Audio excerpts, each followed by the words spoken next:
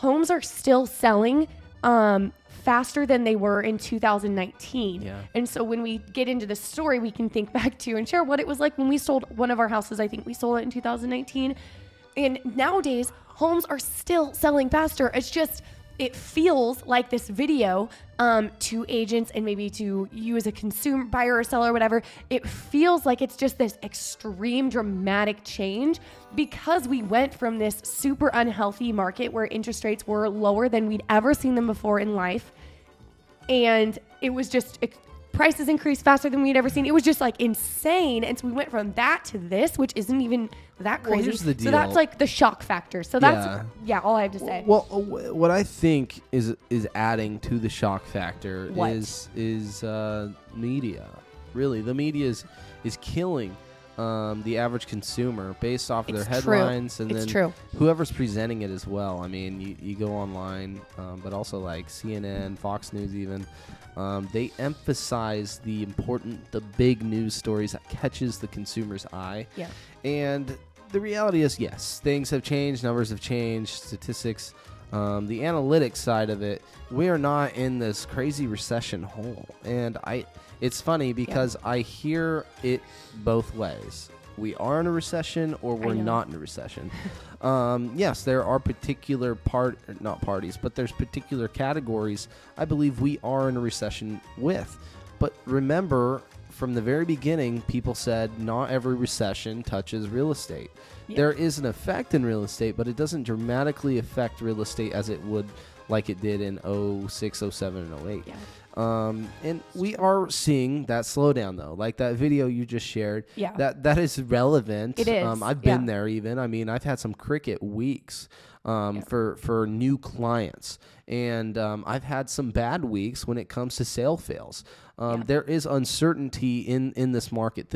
The most sale fails I have ever had just happened this month, and I don't mean that to make you feel scared or make you feel like that is normal. That is not normal.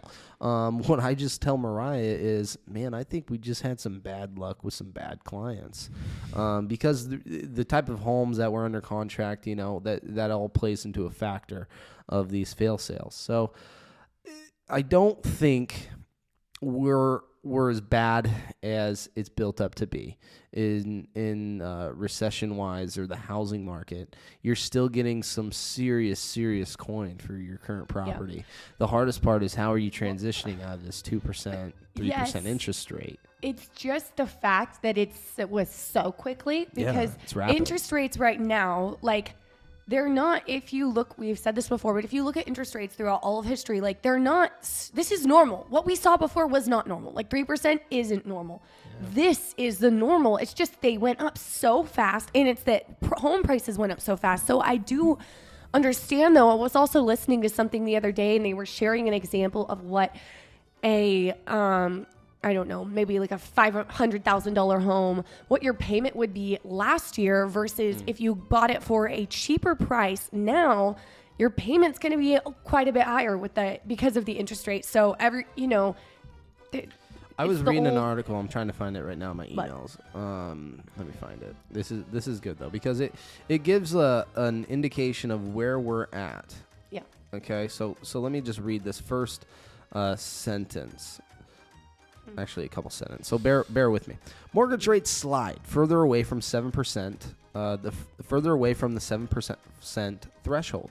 Aspiring home buyers saw signs of hope for greater affordability this week as the average 30-year mortgage rate dropped to 6.49%.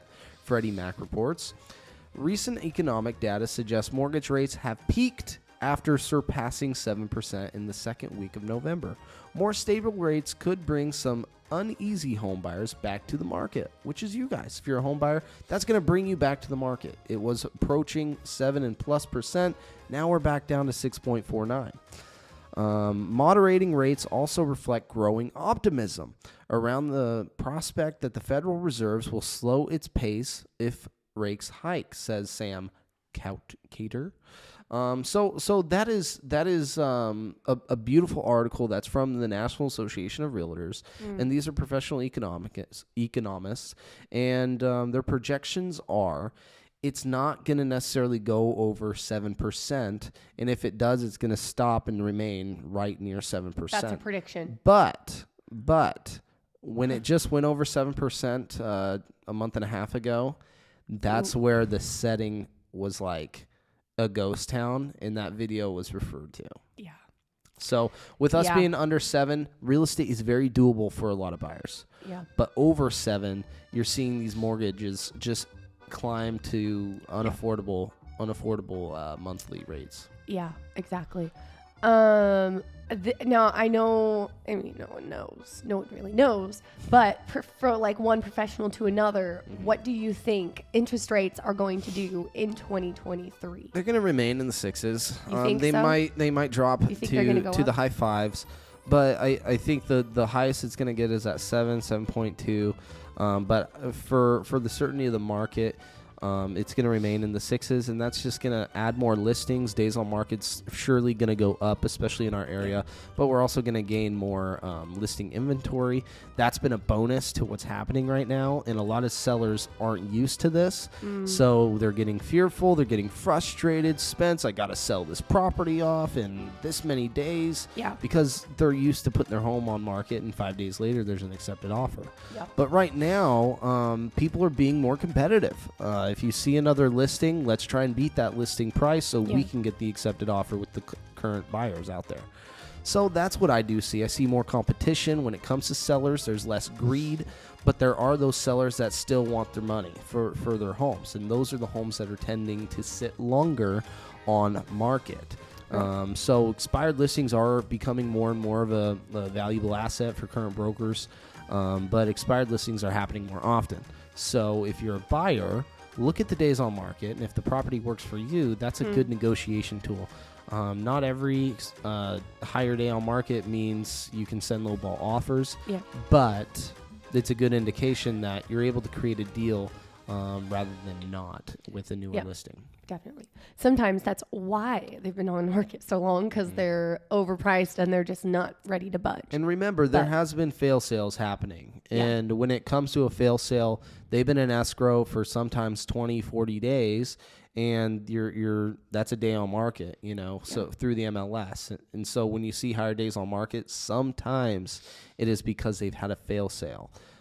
So it's all about knowing the situation, and that is what we are as your current broker is for. You rely on us to ask the right questions and to negotiate on your behalf, because it's absolutely free, but you want to make sure you have the correct buyer's representation, which Mariah and I are clearly but also professionally qualified to get you something under contract. Okay, so we talked a little bit about what we're seeing right now, what we think is going on in the market.